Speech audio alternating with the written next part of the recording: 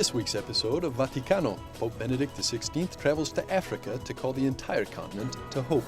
During his weekly audience at St. Peter's Square, he speaks about a psalm that prophesies Jesus' role as the King of the universe. This Pakistani government minister meets with the Pope in the name of minorities, while an Indonesian bishop warns of the dangers of extremism. Meanwhile, Cardinal Raymond Burke speaks of his first year with a red hat and invites in the new translation of the Roman Missal. All this to follow on Vaticano.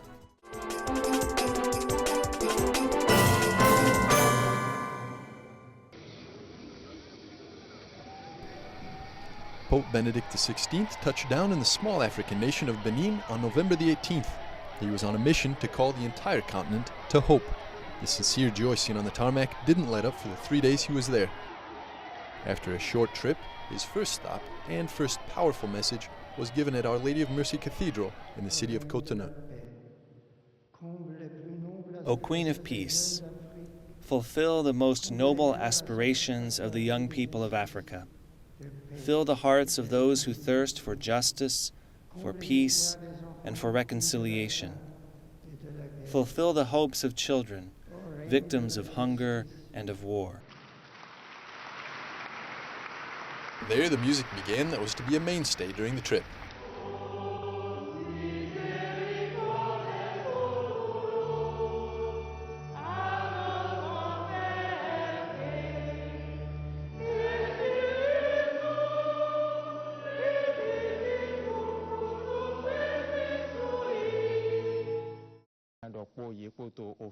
Day 2 began at the presidential palace. There he launched an appeal to the nation's leaders that they promote hope and interreligious dialogue to live in peace. It was a message directed at the whole continent. I hope that your faith and hope will be in God. This is my wish for the whole of Africa, which is so dear to me. Africa, be confident and rise up. The Lord is calling you.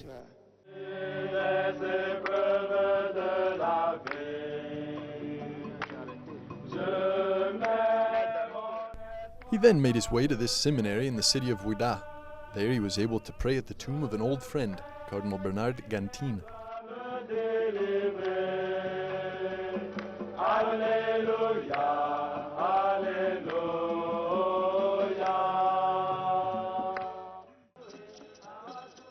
Later, at the city's basilica, he signed the final version of a document meant to guide the Catholic Church in Africa for the years to come. It's called Africae Munus, Latin for the commitment of Africa, and it contains the Pope's responses to bishops' requests for guidance. It is the final result of a 2009 meeting of African bishops in the Vatican called a synod. The synod gave an impetus to the Catholic Church in Africa, which prayed, reflected on, and discussed the theme of reconciliation, justice and peace. Between one place and another, the Pope met with many church and state leaders, but he also made time for the littlest ones.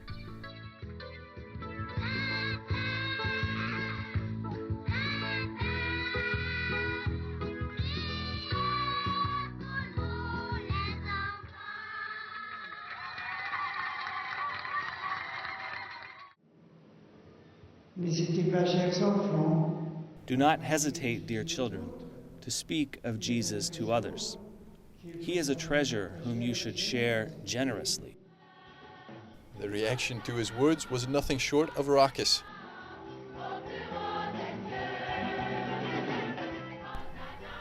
Inside and out, the excitement at his presence would have been hard to match. Day 3 and a more solemn moment, the culminating event of the trip, Mass on the Solemnity of Christ the King at a soccer stadium in Cotonou. The Pope again emphasized the message that resulted from the synod meeting.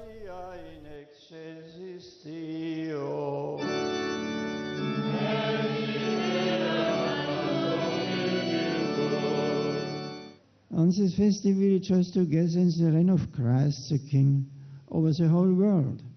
He is the one who removes all that hinder us reconciliation, justice and peace. We are reminded that true royalty does not consist in a show of power, but in the humility of service, not in the oppression of the weak, but in the ability to protect them and to lead them to life in abundance. Christ reigns from the cross, and with his arms open wide, he embraces all the peoples of the world and draws them into unity. Through the cross, he breaks down the walls of division. He reconciles us with each other and with the Father. We pray today for the people of Africa, that all may be able to live in justice, peace, and the joy of the kingdom of God. At the conclusion of Mass, Africa's bishops, one by one, received the Pope's guiding document to take back to their diocese.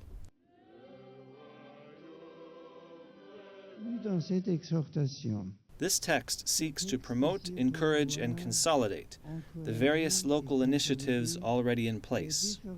It seeks as well to inspire other initiatives for the upbuilding of the Catholic Church in Africa. As always, it was all too soon that the Pope wrapped up the trip, his fourth internationally this year, one that neither the fortunate Beninese nor the Catholics in the rest of Africa will ever forget.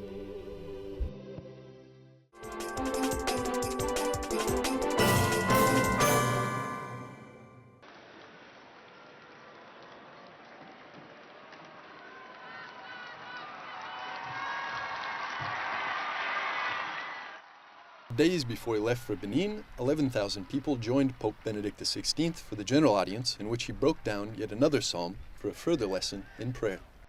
In nomine Patris et Filii et Spiritus Sancti. Pax vobis.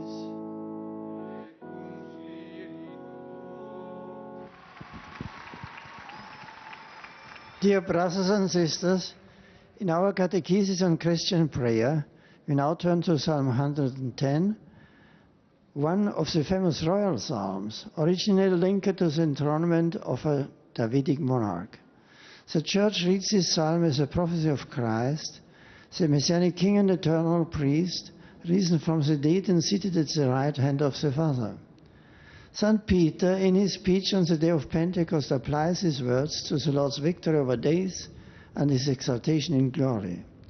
From ancient times, this mysterious third verse of the psalm has been interpreted as a reference to the King's divine sonship, while the fourth verse speaks of him as a priest forever according to the order of Melchizedek. The letter of the Hebrew to the Hebrew specifically applies this imagery to Christ, the Son of God and our perfect high priest, who lives eternally to make intercession for all those who through him approach the Father. The final verse of the psalm present the triumphant King is executing judgment over the nations. As we praise this psalm, we acclaim the victor full is the royal and priestly dignity which is ours as members of his body through baptism. The Pope said in his Italian catechesis that church tradition holds this psalm as one of the most significant messianic texts. The Paschal event of Christ becomes, then, the reality to which the psalm invites our gaze. To look to Christ, to understand the meaning of true regality, which is to be lived as service and the giving of self, following a path of obedience and love to the end. Praying this psalm, we therefore ask the Lord to enable us to proceed along this same journey, following Christ the Messiah, willing to ascend with him on the hill of the cross, to accompany him in glory, and to look to him seated at the right hand of the Father, the victorious King and merciful priest, who gives forgiveness and salvation to all mankind. And also we who are made a chosen race, a royal priesthood, a holy nation, by the grace of God, can draw up with joy to the sources of salvation and proclaim to the entire world the marvels of He who has called us out of darkness into His wonderful light. Dear friends, in these most recent catecheses, I have wished to present to you some psalms, precious prayers that we find in the Bible that reflect the different situations in life and the various attitudes we may have towards God. I would like to renew my call to everyone to pray the psalms, to become accustomed to using the liturgy of the hours, Lauds, Vespers, and Compline. Our relationship with God can only be enriched by our journeying towards Him daily and done with greater joy and trust. He had a final word on the significance of the prayer of the psalm before he closed with the apostolic blessing. As we praise this psalm, we acclaim the victory of our risen Lord and King, while striving to live ever more fully the royal and priestly dignity which is ours as members of His body through baptism.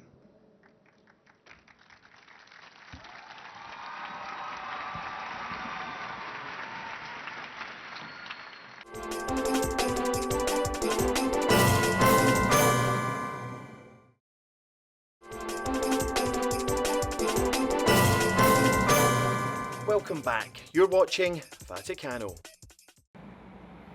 This man was at the Vatican from Pakistan in mid-November to speak with the Pope about interreligious dialogue as a path to peace.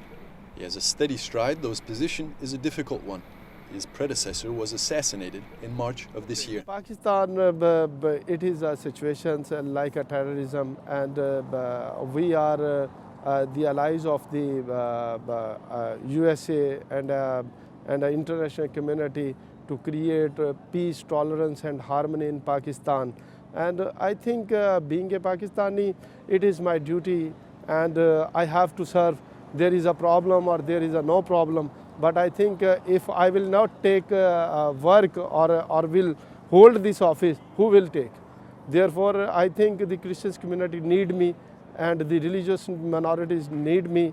Therefore, I will take this job, and I will try my best to provide them a lot of facility through the government of Pakistan and through the international community. And I am trying to create some strong relations with the international community.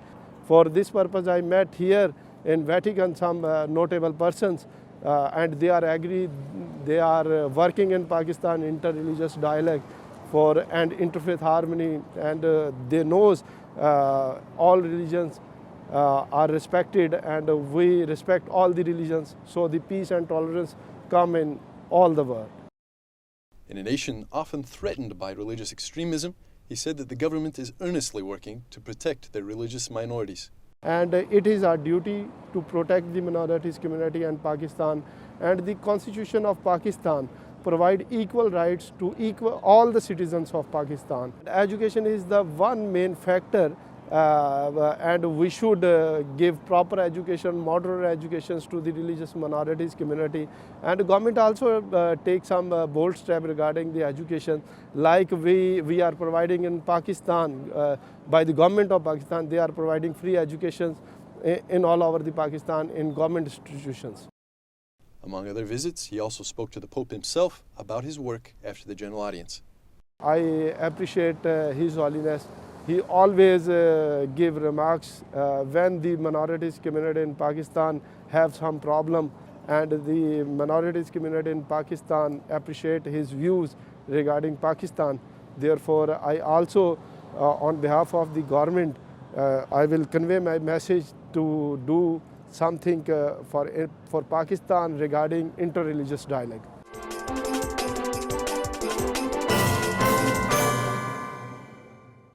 This bishop, at the Vatican earlier this fall to visit with the Pope, says that the rise of radical Islam in his nation is causing increasing problems for the Catholic Church there. I have to say that we are a bit worried the last 10, 15 years, because these groups are really make themselves present and much felt by Indonesians. Though Catholics are free to worship in Indonesia, in recent years Islamic fundamentalists have burned churches and forced Easter services to be cancelled. It's quite alarming in a sense. Also, our Muslim brothers, Muslim leaders are not very much happy with them, and they don't know exactly who are they and how to deal with them. And the second part of the story is that the authorities at all levels are not always dealing with them in such a way that give the order of law in the life of our communities, as if they are given so much space to do what they wanted, and they are not brought to court accordingly and punished appropriately. With Islamic Sharia law gaining footing in some areas, he said that things are getting more difficult for some. Our Catholics have to be always friendly and with a high spirit of dialogue. That's first of all. Secondly, we have to try to work together for the good of the society at all levels. Not talking especially about religious things, but doing good works together to eradicate the poverty, to eradicate illiteracy, to eradicate also this spirit of fanaticism. Thirdly, that the security force have to be much more alert to see the signs and phenomena of this rising of these groups and to act timely. And the fourth one is that our civil government has to be more and more committed in doing so that our constitutions must be reviewed and observed by all sectors of the people of Indonesia. And surely we hope that all adherents of religions will practice the best of their religion. This and other issues came up as the bishops met with Pope Benedict and Vatican officials this fall. It's all part of what's called an ad limina visit, an opportunity to speak about their diocese with church leaders and receive updates. We say that the church in Indonesia is alive. And we know that we have to do a lot more to make the Catholic Church in Indonesia be the church of Jesus Christ, who announced the good news in its fullness. But still, we are thanking God because we see His blessings, His graces in our church, in the number of vocations, in the number of lay people who are very committed in all fields of life, both inside the church as well in the public life. The Pope encourages us. The Pope says that it is true, the church in Indonesia will be a significant contributor for the goodness of the universal church now and in the future.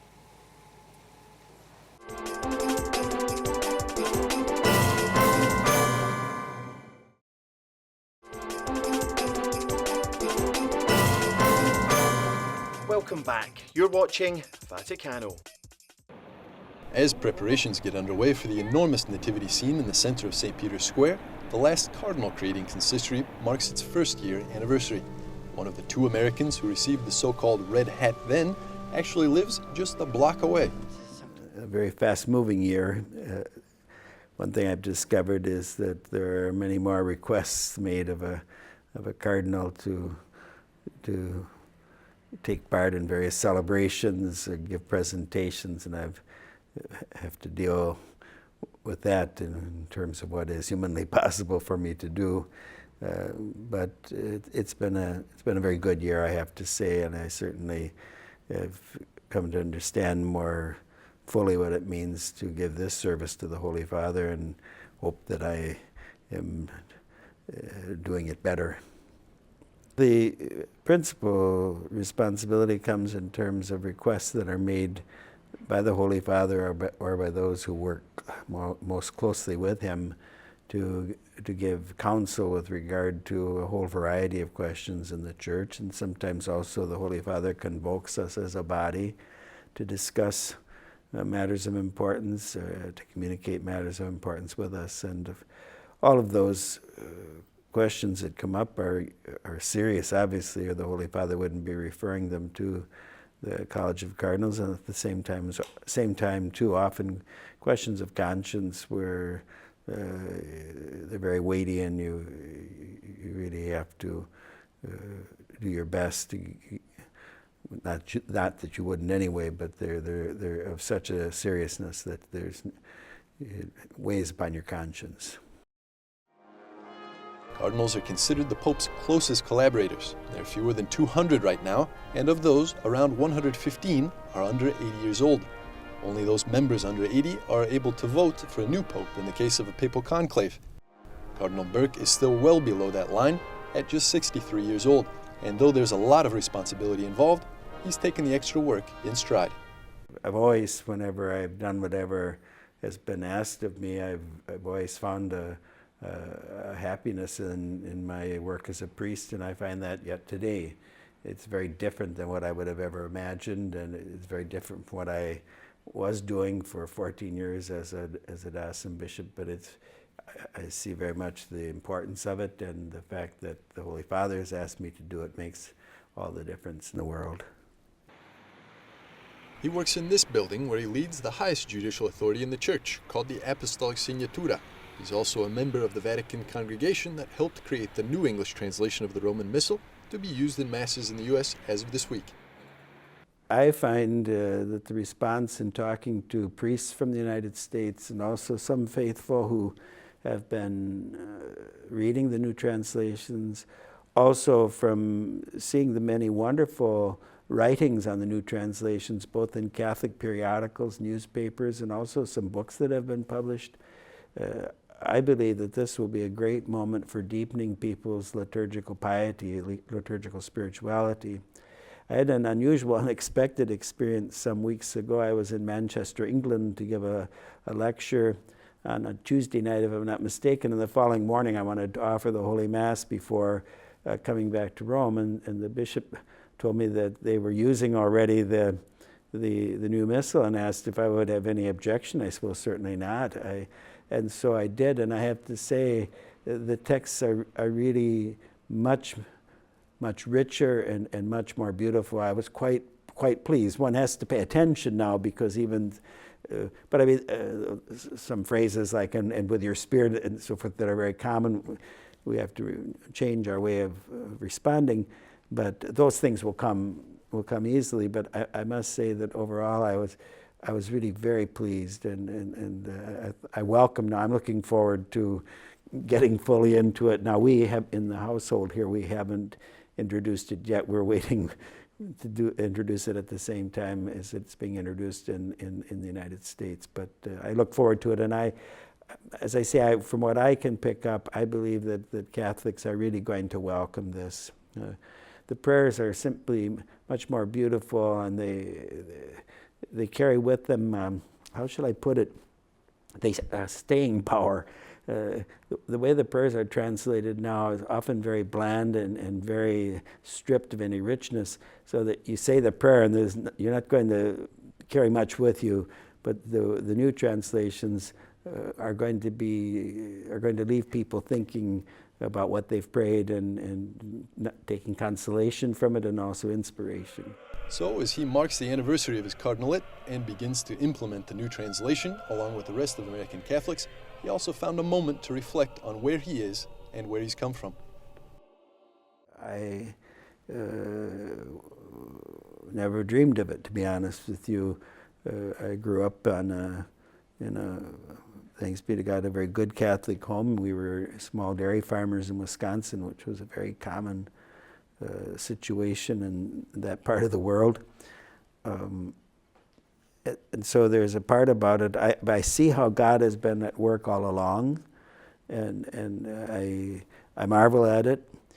At the same time, I think often that what I'm doing today, which in some respects can seem quite rarefied, or certainly it's at a very high level in the Church, is not unrelated to what my parents were trying to teach me from the time I was little, or what I was being taught in the Catholic schools and the whole formation I received in the minor seminary and so forth. And the truth of the matter is that the older I get, the more I appreciate those first lessons that were taught to me, that early formation in the faith. So it's a meditation on divine providence. At the same time, I see harmony in my life, which I want always to respect and never forget, that those early beginnings and so forth